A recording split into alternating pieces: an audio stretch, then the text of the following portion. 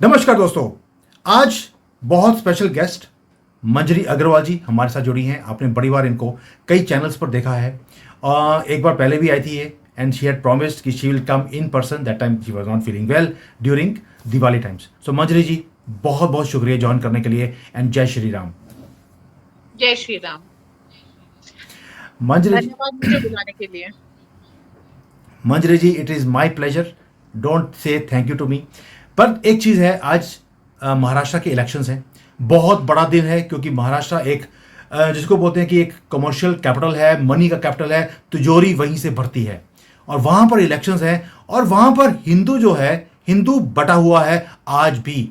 वो गालियां निकाल रहे हैं, कभी आरएसएस को निकाल रहे हैं, कभी मोदी जी को, कभी बीजेपी को, कि आपने ये नहीं किया, आपने वो नहीं किया, आपने कुछ फ्री तो दिया नहीं है। ऊपर से आपने अजीत पवार को भी अपनी पार्टी में शामिल कर लिया है, वो आपको सपोर्ट कर रहा है। ये तो दोगला है। अजीत पवार को गाली निकाल रहे हैं कि भाई इसको रखने की जरूरत क्या थी, आपको इतना भी करने की क्या जरूरत है। क्या हमें अजीत पवार जैसे आदमी को सपोर्ट करना चाहिए, एक्सेप्ट करना चाहिए, धिक्कारना चाहिए, क्या करना चाहिए? क्या बीजेपी ने गलती किया है? देखिए, एक तरीके से समझ सकते हैं, अजित पवार पुराने एनसीपी के व्यक्ति हैं जिन्होंने शरद पवार के भतीजे हैं, गलत काम किए हैं पहले और काफी एरोगेंट हो। लेकिन अगर आप राजनीति में देखें, कोई परमानेंट शत्रु और परमानेंट दोस्त नहीं होता। तो अभी जो ऑफ लेटली अजित पवार ने काम किए हैं वो पक्ष में किए हैं, देश के लिए भी और प्रदेश के लिए भी। अब अगर आप दिल बड़ा नहीं करेंगे तो आपके खेमे में लोग नहीं आए।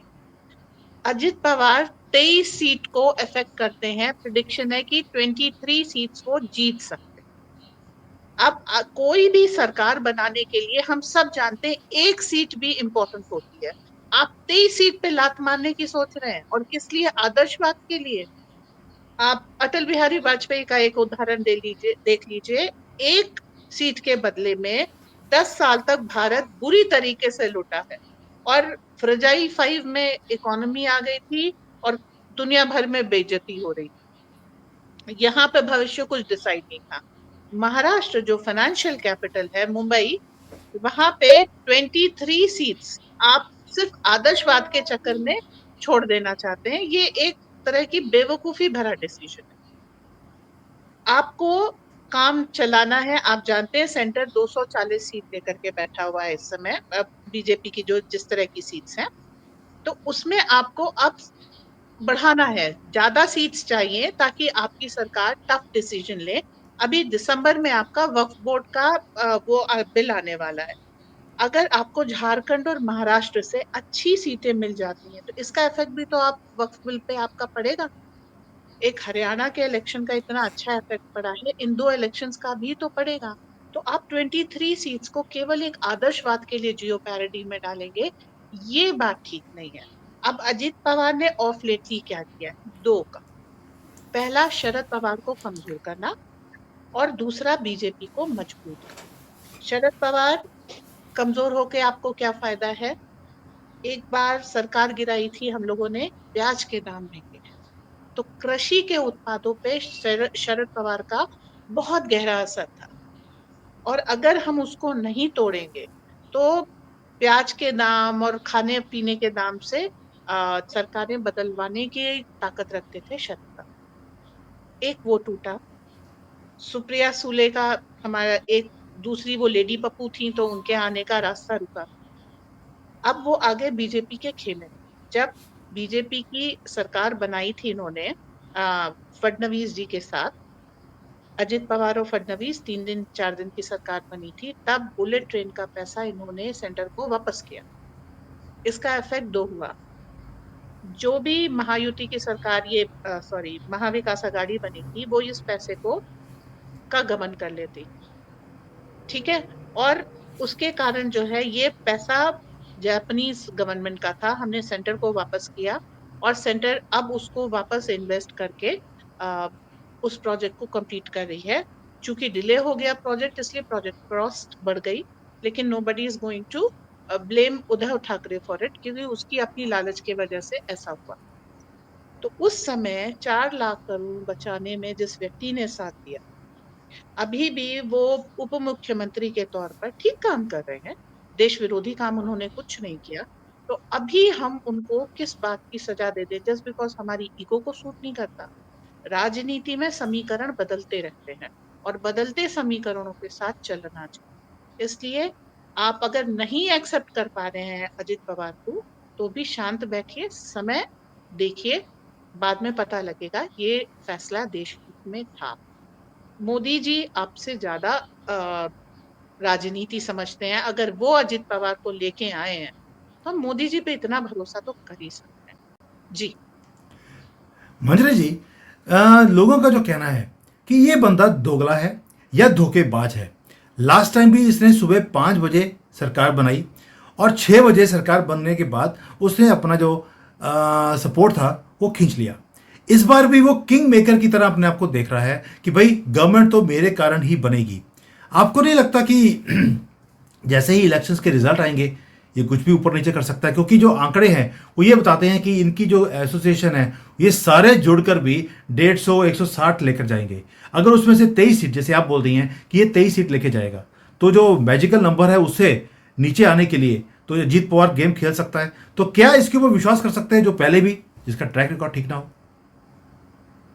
इनकी अपनी स्थिति देखिए ना, बहुत जरूरी है देखना। अगर अजित पवार वापस शरद पवार के खेमे में जाते हैं, इज्जत मिलेगी? नहीं।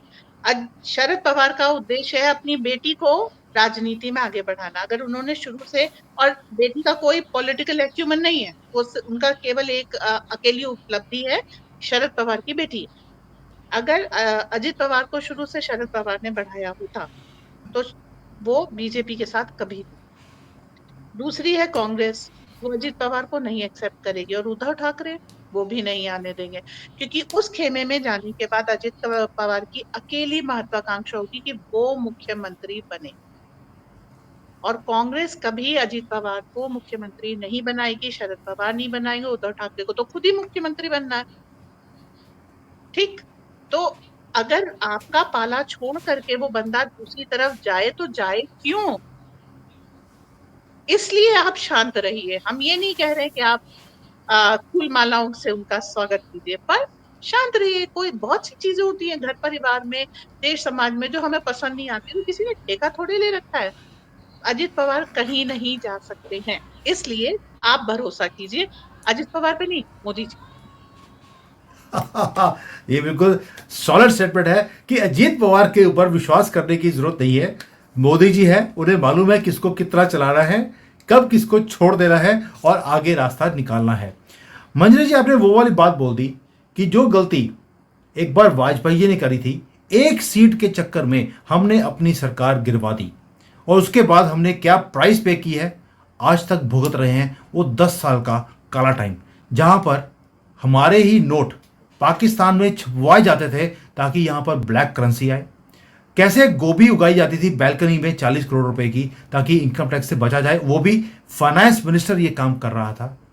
और वहां से कैसे मोदी जी ने स्टीयर अप किया है, इस कंट्री को आगे लेकर गए हैं। अगर वाजपेयी जी ने वो गलती नहीं की होती, मैं गलती ही बोलूंगा, कि आपने आदर्शवाद में आकर एक सीट के लिए आप भी खरीद सकते थे। अगर सामने वाले ने एक चीफ मिनिस्टर से भी वोट डलवा दी जो कि कानूनी गलत चीज थी, तो आप भी कुछ ना कुछ ऐसा काम कर सकते थे। नहीं किया तो प्राइस हम ही हिंदुओं ने पे करी आदर्शवाद के चक्कर में। अगर आज हमारी ही पार्टी आदर्शवाद को नहीं फॉलो करती है तो वी शुड अंडरस्टैंड कि हमने पहले भी कोई प्राइस पे किया है। क्या हिंदुओं को ये बात समझ नहीं आती या समझना चाहते नहीं है? देखिए आजकल सब लोग जो है शतरंज नहीं खेलते, और राजनीति को खेलने के लिए आपको बिलियर्ड्स और शतरंज खेलना चाहिए। इन गेम्स में ये बताते हैं कि डायरेक्ट और इनडायरेक्ट हिट क्या होता है। ठीक है। हर चीज अगर सीधी उंगली से घी निकल आए तो श्री कृष्ण को भी महाभारत के युद्ध में नियम तोड़ने पड़े थे, अभिमन्यु की कुर्बानी दी थी। उसके बाद जितने योद्धा मारे थे सब छल से मारे, इस सबको पता है। लेकिन आदर्शवाद के चक्कर में अपना नुकसान करना, ये अहम की संतुष्टि के अलावा कुछ नहीं है। जो कुछ नहीं कर पाता वो हर चीज में अल्टीमेटली अपने अहम की संतुष्टि ढूंढता है, और ये वही चीज है। मोदी जी अगर अजित पवार की मदद से भी अच्छी मजबूत सरकार बना ले जाते हैं, तो उसमें महाराष्ट्र का विकास है और महाराष्ट्र की मदद से देश का विकास है। अभी आपका वक्फ वाला कितना इम्पोर्टेंट बिल आ रहा है, आप उस बिल पे फोकस कीजिए ना, कितने लोगों को जमीनें वापस मिलेंगी। इसके अलावा आप जानते हैं अगर महाविकास अघाड़ी आ जाती है तो आपका मच्छिंद्र नाथ मंदिर जो एक बहुत इंपॉर्टेंट मंदिर है महाराष्ट्र में, उस पे मुस्लिम दावा कर रहे हैं। आप क्या क्या खोइएगा, आप अपने लॉस और गेन्स कंपेयर तो कीजिए एक साथ में कि आपको क्या मिलने वाला है, क्या खोने वाला है। अजित पवार अगर आ रहे हैं, ठीक है, आपको नहीं अच्छे लगते, लेकिन आपके वक्फ बोर्ड का जो चीजें पास हो जाती हैं, आपको अपना महाराष्ट्र में कुछ नहीं तो मच्छिंद्र नाथ मंदिर मिल जाएगा।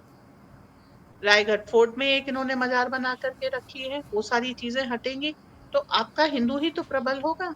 आप 30% बांग्लादेशी हैं मुंबई शहर में अकेले, वो हटेंगे तो अपराध खत्म होंगे कि नहीं। तो आप अपना फायदा, एक होता है आदर्शवाद के पीछे अपने पैर पे कुल्हाड़ी मार लेना, तो ये नहीं करना चाहिए। अपना फायदा देखिए, थोड़ा बच के निकलिए।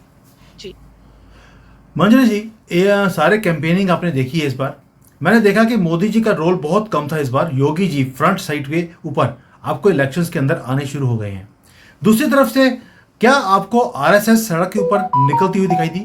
जिस तरह से एक हिडन हम बोलते हैं कि आरएसएस के बिना बीजेपी कुछ नहीं, बीजेपी के बिना आरएसएस कुछ नहीं, ये आपस में जब इकट्ठे मिलकर काम करते हैं तो रिजल्ट्स आते भी हैं।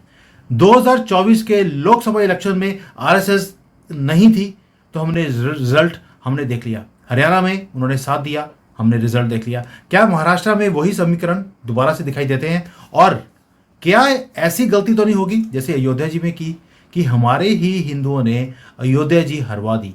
क्या नागपुर भी उसी रास्ते पे तो नहीं जाएगा? देखिए, वही अगेन फिर से आता है, थोड़ी सी लालच, थोड़ी सी मूर्खता। अगर आप किसी जाल इन दोनों के कॉम्बिनेशन में फंसा ले जाए वोटर को, हिंदुओं के साथ सबसे बड़ी चीज क्या है, स्ट्रेटेजिकली वोट नहीं करते जैसे मुस्लिम्स करते हैं, हम इमोशनल होकर के भी वोट करते हैं। वो अगर हमारी इमोशंस को अपील कर लेते हैं, जैसे एक अजित पवार को क्यों ले आए, एक ये इमोशनल अपील डाल दी, तो उसमें अगर फंस गए तो नुकसान होगा। लेकिन अगर जैसे योगी जी आए हैं, तो अब देखिए एक समय में ये भी था कि मोदी योगी को आगे नहीं आने दे रहे हैं, वो अपने आगे योगी को चलने नहीं दे रहे, तो ये सारी कहानियां बनती आई। तो जो खबर नफीस होते ना, उनके पास जब कुछ नहीं होता तो इस तरह की खबरें प्लांट करते रहे। आरएसएस एक्टिव है, कहीं नहीं वो गई, लेकिन मुस्लिम आपका स्ट्रैटेजिकली वोट करता है। अगर हिंदू नहीं निकला तो इसमें आरएसएस कुछ नहीं कर सकती, वो जाकर के सिर्फ अपील कर सकती है। 2024 के इलेक्शन को अगर आप दूसरे एंगल से देखिए, एग्जिट पोल में ये हर बार मोदी जी को हराते, और यही चीज वेनेजुएला में हुई थी। एग्जिट पोल में वहां के प्रेसिडेंट हार रहे थे, रियलिटी में वो जीत रहे थे और वो जीत गए। जब वो जीत गए तो उस देश पे भयंकर दंगे हुए और बड़ी मुश्किल से उनको कंट्रोल किया, और इसमें अमेरिका का हाथ। यही चीज यहाँ पर भी इम्प्लीमेंट की जा रही। तो स्ट्रैटेजिकली कुछ सीटें मोदी जी हारे हैं कि जब कांग्रेस की 55 से 99 सीट हो जाएंगी तो आप ईवीएम हैक हो गई इसका रोना नहीं रो सकते, आपको मैंडेट एक्सेप्ट करना पड़ेगा। तो अपना प्यादा पिटवा करके मैंडेट एक्सेप्ट करा लिया, उससे आप भारत में दंगे नहीं करा पाए। भारत ने वो समय शांति से निकाल लिया। अब उसकी भरपाई स्टेट इलेक्शन से, बाय इलेक्शन से की जाएगी। तो इस यहाँ पर हमको ये नीतियां समझनी होगी। सीधी उंगली से घी नहीं निकलता है, और मोदी जी महारत हैं इस समय टेढ़ी उंगली से घी निकाल रहे हैं। तो जो कोई भी ये शो देख रहा है उससे मेरी रिक्वेस्ट है, अगर आप महाराष्ट्र से हैं, झारखंड से, वोटिंग जरूर कीजिए और रिजल्ट फिर आपके सामने आए।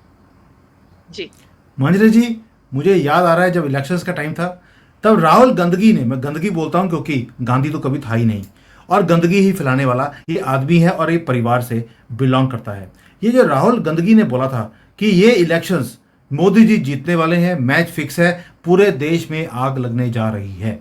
तो यानी कि मोदी जी भी जानते थे कि डीप स्टेट का जो प्लान है, ये पप्पू इसलिए बोलते हैं, ये सारे प्लान्स पहले ही दे देता है, इसलिए इसको जेल में भी डाला नहीं जाता। जब ये खबरी खुद ही अपने शोज़ में आकर ये हर एक चीज़ बोल देता है तो हमें इंटेलिजेंस की भी ज़रूरत नहीं पड़ती। वैसे भी इसको आर्टिफिशियल इंटेलिजेंस ही यूज़ करनी पड़ती है, जिसको हम एनडीटीवी बोलते हैं। एनडीटीवी का मतलब था पहले नेहरू डायनेस्टी टीवी, जो इनकी बढ़ाइयाँ करता था। तो इसलिए जो आपने बोला है बिल्कुल सही बोला है कि कई बार स्ट्रेटेजिकली आपको एक कदम पीछे करना पड़ता है 2 कदम आगे ले जाने के लिए भी।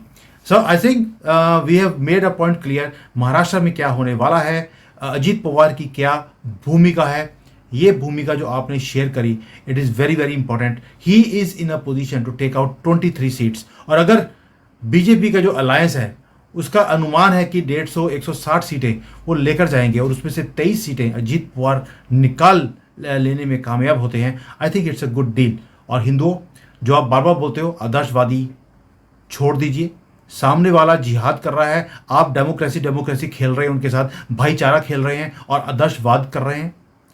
जिहाद का जवाब जिहाद से ही देना चाहिए। मैं चाइना जैसी कंट्री में रहता हूँ, आई नो कि इन जिहादियों के साथ जिहाद कैसे खेला जाता है। यहाँ पर हर रोज़ खेला जाता है और इसीलिए यहाँ पर जो किडनी ट्रांसप्लांट का रेट ऑलमोस्ट फ्री है। बाकी आप समझ गए होंगे कि यहाँ पर फ्री क्यों है। जब तक ये काम नहीं किया जाएगा कभी भी आदर्शवाद चल ही नहीं सकता। यही इसलिए चाइना तरक्की पर है और हम इलेक्शंस को बचाने में लगे रहते हैं। बचाना इसलिए पड़ता है क्योंकि हिंदू वोट करने निकलता ही नहीं है, और जो निकलता भी है 30-40% निकलेंगे, उसमें से भी 10-15% कांग्रेस को वोट देकर आते हैं, जो बोलता है कि मैंने सनातन को खत्म करना है, जय श्री राम बोलने वालों को मैं भूखे मारूंगा इस देश में। और हिंदू उसी दुर्योधन को जाकर वोट भी करके आता है, जो कहता है कि मैं अपनी मोहब्बत की दुकान में आप ही की लड़कियों की चीरहरण करूंगा, जैसे द्रौपदी का किया था। मर्जी आपकी है। मंजरी जी ने बहुत ब्यूटीफुल तरीके से समझा दिया कि पूरे पॉलिटिक्स में कैसे डायनामिक्स चलते हैं। Trust your leader, and leader is Modi. He knows what to do and what not to do. Thank you Manjari ji. This was probably my first show with you, but there is a lot of series which I can see coming up with you. Thank you so much for your time. Thank you.